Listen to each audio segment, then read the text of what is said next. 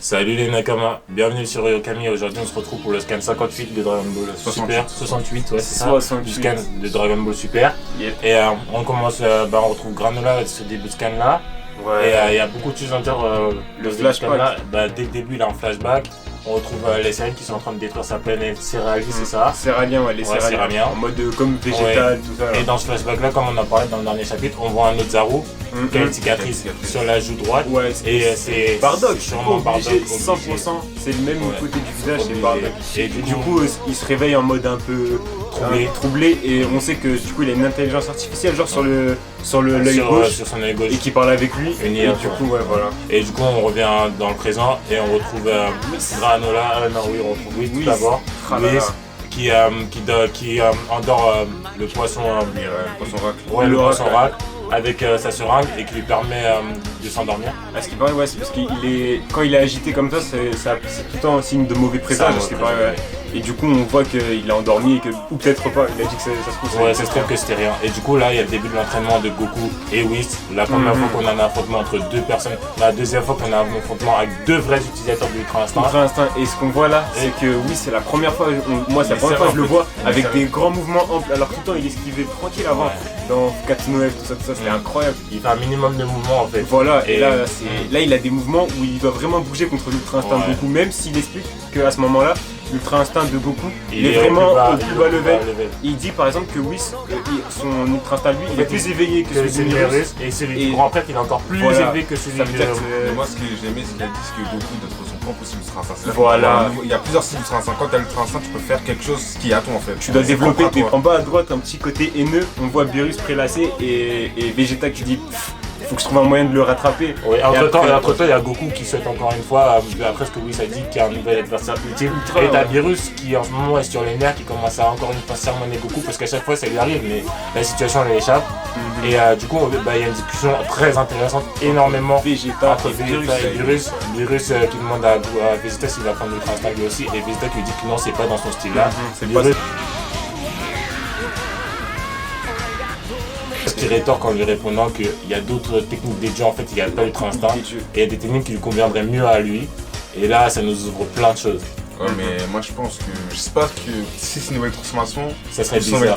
Une nouvelle transformation, ça serait bizarre. Peut-être une technique par rapport à l'aura d'Akaishin, tu vois. Voilà, ça serait bien. Tu maîtrises l'aura d'Akaishin, mais d'un niveau comme. Ou sinon quelque chose dans le style de, vous voyez, la forme de Jiren, genre full power, genre vraiment puissance, pas de trucs. En mode Akai à la Topo, à la marque, avec la marque rouge, c'est Akaishin. Peut-être genre apprendre le Akai. ならばなおさらこのようなところで散るわけにはいかない。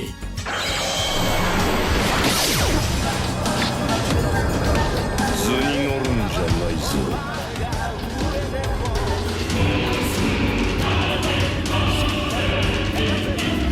破壊。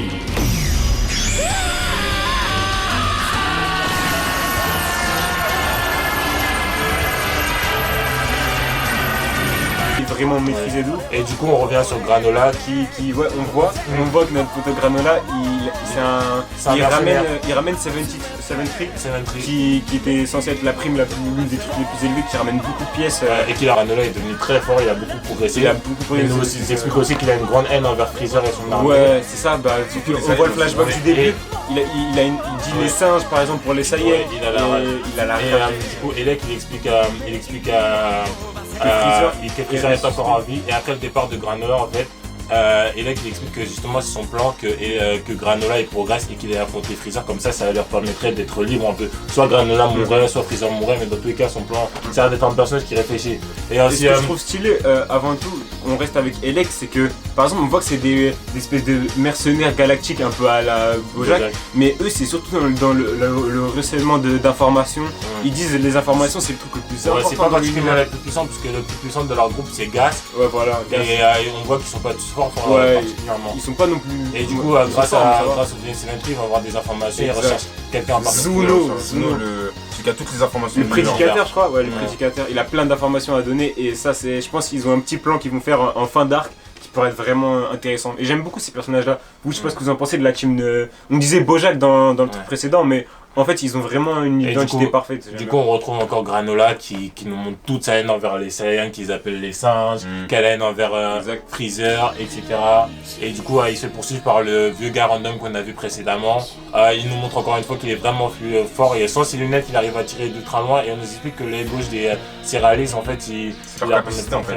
Ouais, c'est leur capacité spéciale, ouais, comme les Ozaru pour les Saiyans. Ouais. Et du coup, on revoit le poisson oracle qui commence à dire que Le gars, il somnole vu qu'il s'est fait endormir par Whis.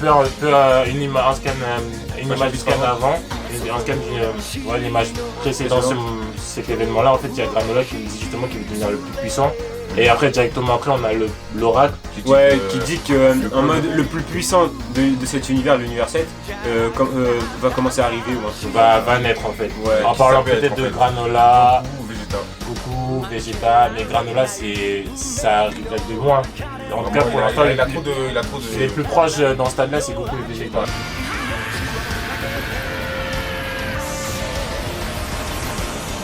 Ou même Bois, Sirène. On en parle beaucoup. Franchement, il est pas dans l'univers 7, mais franchement, le personnage de Granola, il est incroyable et il nous rappelle aussi le Vegeta de l'arc Namek. Sur sa planche, on le voit énervé comme La Vegeta. haine, La haine, mais c'est un personnage plus réfléchi. Il réfléchit, voilà, exactement. Ouais. Bah, du coup, on vous laisse sur cette vidéo et sur cette magnifique. Sur ce magnifique scan de Dragon Ball Super, on a beaucoup d'informations pour une fois et ça nous ouvre enfin un truc, un Dragon Ball où on peut réfléchir avec des techniques et ça sera pas que la puissance. Et ça commence à vraiment créer un truc solide parce que là on voit l'univers un petit peu vers les trucs galactiques, après on revoit Whis et Beerus et Vegeta qui veulent encore step up et devenir plus puissants en développant des trucs de dieu quoi. Ouais, ça nous développe le lore de l'univers. Exact, et ça on a kiffé, c'est pour ça qu'on a kiffé cette vidéo. Du coup on a kiffé ce scan et on vous laisse sur cette vidéo, on se retrouvera pour le prochain scan qui sort le 19 février et on vous dit cheers. Sayonara. Carré.